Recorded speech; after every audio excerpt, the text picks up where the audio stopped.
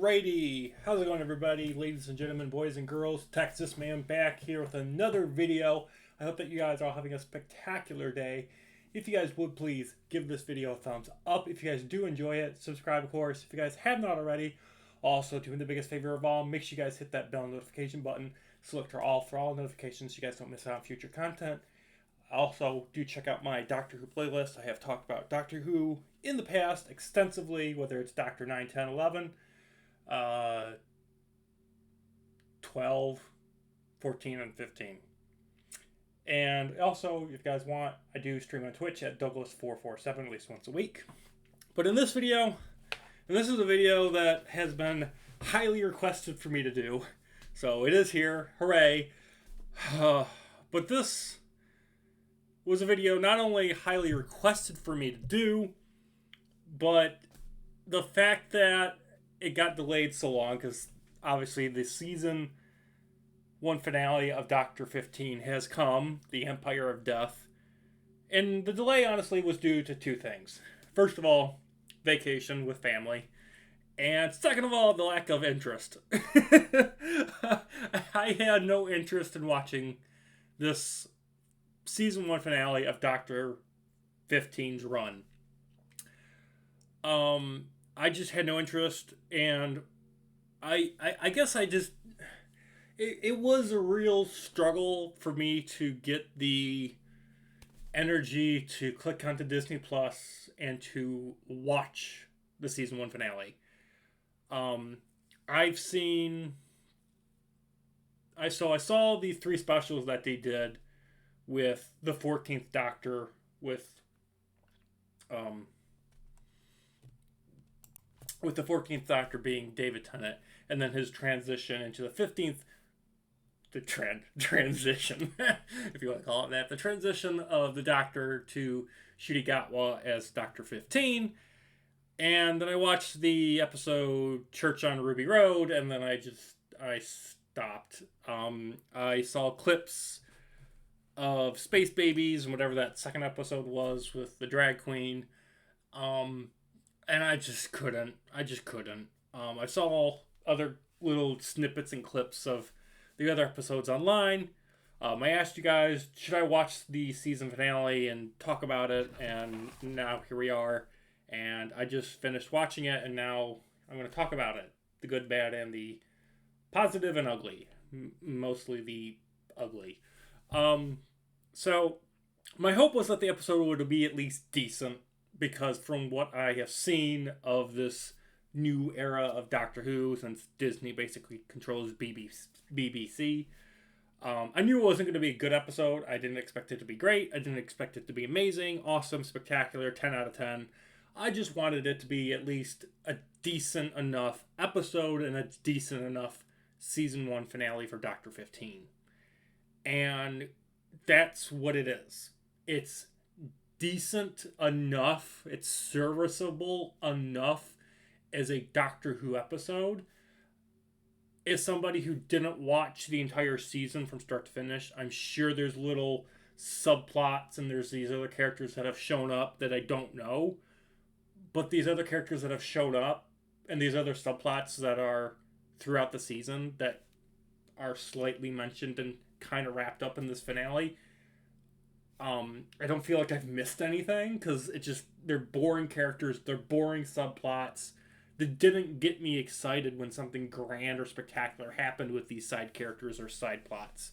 So the episode overall I think is decent, but unfortunately it is filled with modern day, modern woke storytelling. Hopefully next season's better. I will probably watch the first episode, see if they've done any sort of course correction for the next season, because it does say at the end of the season 1 finale, Doctor Who's going to return and come back. I don't know if Ncuti Gatwa was going to be back for another season, because I do believe when they were doing the specials last year in 2023, Ncuti Gatwa had only signed on to do 1 season. And that's kind of evident in the fact that everything in this season finale ties up every plot thread and character development that the 3 specials with the 14th Doctor of David Tennant 2.0 having set up. So everything in those specials, especially the Church on Ruby Road special, that all those plots and characters that those specials introduced, this episode ties everything up. So, slight spoiler, Ruby Sunday leaves the Doctor, Dr. 15. She leaves him because she gets her family back and whatnot. So she's no longer the Doctor's companion for next season, unless they do something story-wise or plot-wise that brings her back to Shidigatwa's Dr. 15. Whatever next season is, I think we're going to get a different Doctor. We're going to get a different actor. So I think next season will be Dr. 16, and I do think we're going to get a new companion. I think the backlash from what they did during this season and the specials leading into this season, I'm hoping they learn from all that criticism and backlash, and they do a 360 course correction. However, because of what I have seen myself, whether that's the episode here of Empire of Death for the finale of season 1 for Dr. 15, whether it's this episode, the clips I've seen online, or the specials I suffered through, everything proves that Russell T Davies has a problem. Okay? Either he has lost the ability to write good stories with interesting characters, interesting plot twists, turns, and revelations, location and world building, and, interesting plots that you actually care about. So he's either lost the ability to do all that type of stuff, or he just never had the ability to do any of those things to begin with. And with Disney controlling BBC, now he basically has total freedom. He has free range to do whatever he wants, as long as it fits the Disney hierarchy agenda. And he can do whatever he wants, unlike what he was restrained to be able to do during the time of Doctor 9, 10, and 11. So either he's really good at his job, or he's just always been bad, and now that Disney's controlling everything, Disney's like, okay, do whatever. So it's one of those two options, because the characters in this finale, most of them are boring. The shocking twists and turns and revelations are just boring. The location and world building is everything's green screen or sound stage or whatever. Everything's boring. The plot are boring. The characters are boring. Nothing in this finale got me, woo, I'm so happy! Nothing excited me. It was depressing, okay? It was depressing. And it starts with the opening title. I don't remember what it was like during the specials, and I don't remember what it was like for the Church on Ruby Road, or whatever that episode was called. I don't remember it. But watching the opening title scene with the TARDIS going through, the time vortex and whatnot, that used to be iconic. It used to be cool, especially for Doctors 9, 10, and 11. Now, it looks cool. Like, it looks pretty. But the audio, the soundtrack, it's awful. It's horrifying. It's like 5 different soundtracks smashed into one. And it's ugly and horrifying to listen to. It's like, hey, we're going to take the best things of Doctors 9, 10, 11, 12, 13, and we're going to put them all into one thing. And it doesn't work. I understand memory berries, okay? I get it. Sometimes that can work. But whatever this soundtrack is that they use for the opening scene, it's like,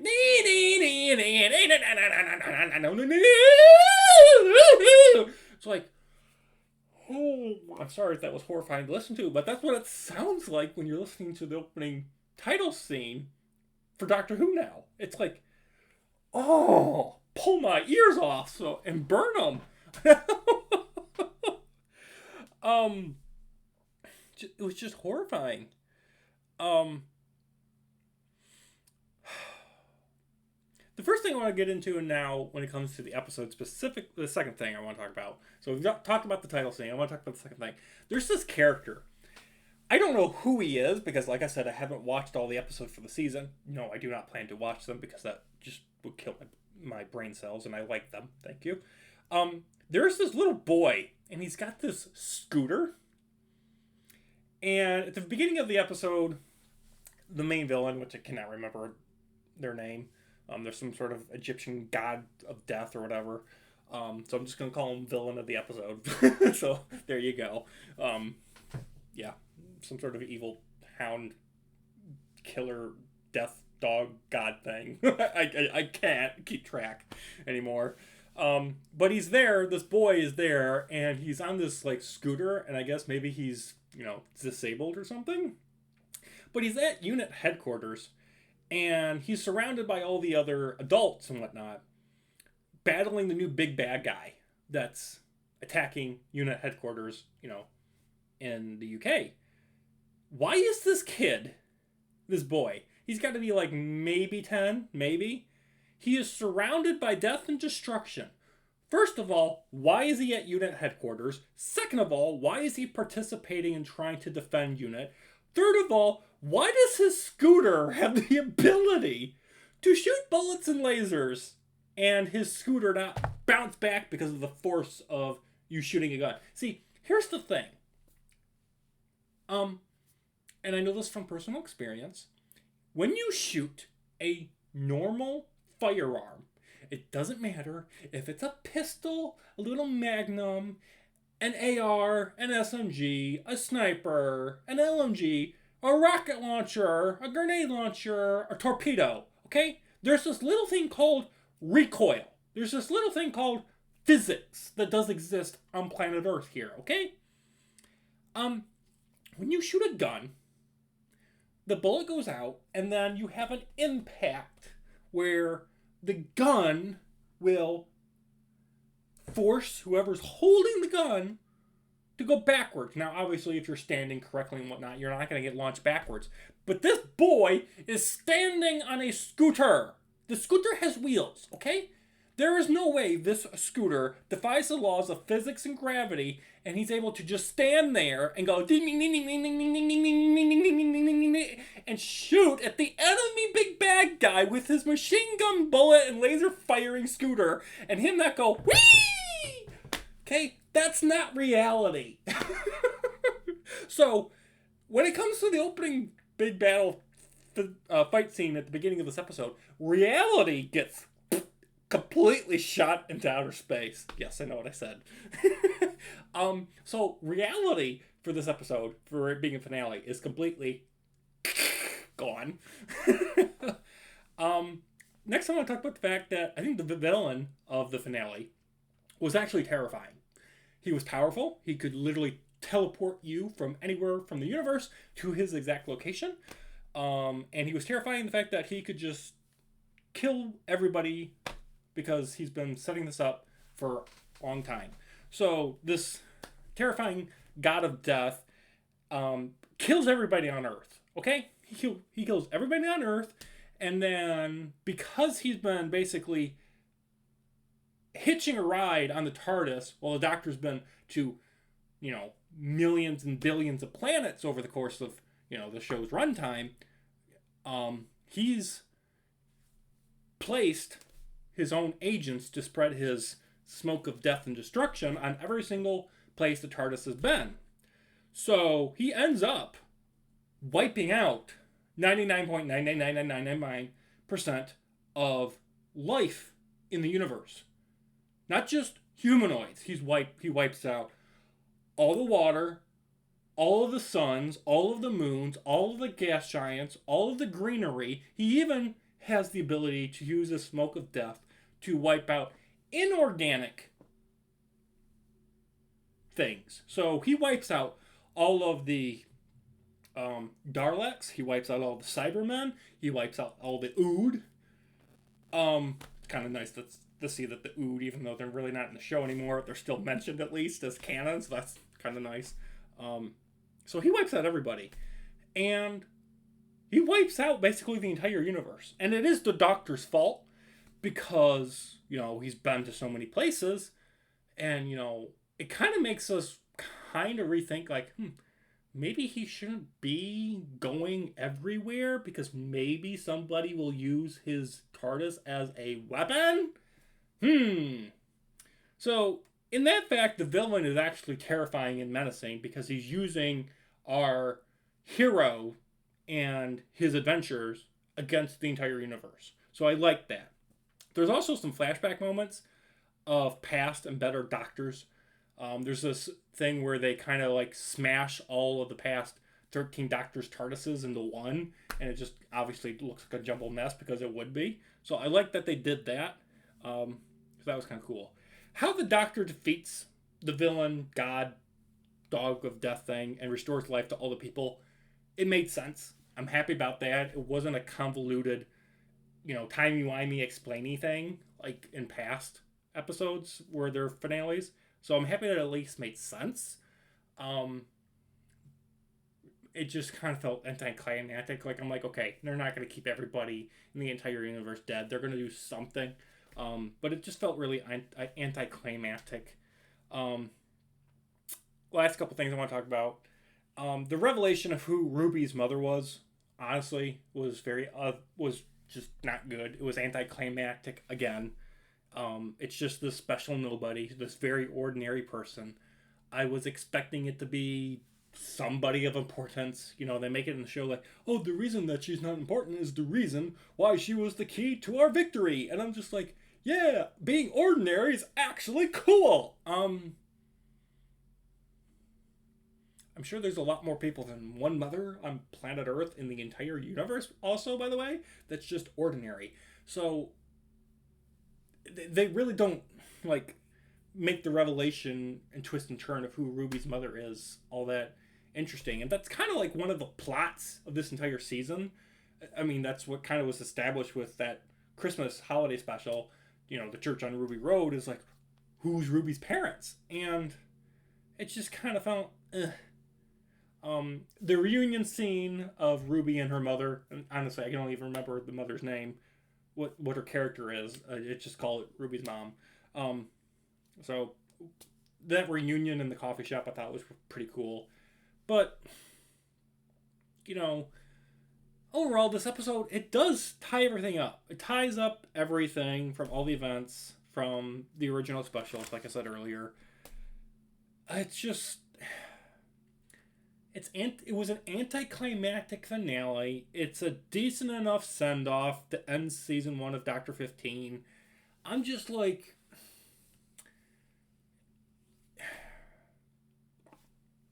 I guess they did the best they could given the circumstances, but, like, I do hope that the next season is much better, and I do plan on talking about it, at least the first episode, maybe the finale of that, or all the episodes. If the first episode gets me excited and I'm intrigued, maybe I'll watch all the other episodes for the next season, just because I have Disney Plus. But I'm just like, I don't, I still get that sour taste in the back of my mouth from those specials with Dr. 14 transferring into Dr. 15. All that wokeness, all that feminist power agenda, modern day storytelling and woke ideology being shoved down our throats, and that, all men are evil. And it's just like, it's not present as much in this episode in the terms of the finale. But the damage has been done to the Doctor Who franchise. The damage started in Dr. 12's era. It continued and bloomed in Dr. 13's era for those 3 seasons and 3 years. It's just gotten worse with Dr. 14. It's gotten worse with Dr. 15. When is BBC/Disney going to wake up and realize you can't keep doing this and complain when people don't watch your show and they're watching something that's 50 years older? Word of mouth and people putting their money where they want to spend their hard-earned cash, considering inflation, matters. Okay, and money matters, and time matters, and word of mouth matters. I mean, you can just look at Inside Out 2 that just came out recently. I mean, that's been out for not even a full 3 weeks, and that movie is the highest growing movie at the box office, even surpassing Dune Part 2, which I never thought would happen, but it has. But word of mouth matters. You make a good, family, fun, entertaining, positive messaging film about, growing up or something that people can relate to, and people will spread good word of mouth around it and go and see it. Obviously, Inside Out 2 is a sequel. It's a Disney Pixar film. It's cute, and kids are going to go see it, whatnot. So obviously, you're going to get a little more money from that than seeing a PG-13, space opera with lasers and space worms and all that stuff. So I can understand somewhat of why Inside Out 2 has dethroned Dune Part 2 in terms of the box office. Um, but, I don't think later down the line in future years, decades, and centuries, people are going to look back at Doctor Who season 1 of Doctor 15 and be like, that was a great season of television. I don't ever see that happening. So it was decent, but this season, from what I've seen, either clips online, this episode specifically, or the specials, does prove that Doctor Who is still woke. And hopefully next season can do a course correction. Hopefully they haven't written the season and they can take in our criticism and feedback. So I'm gonna end this video. I know it was longer and windier, a lot,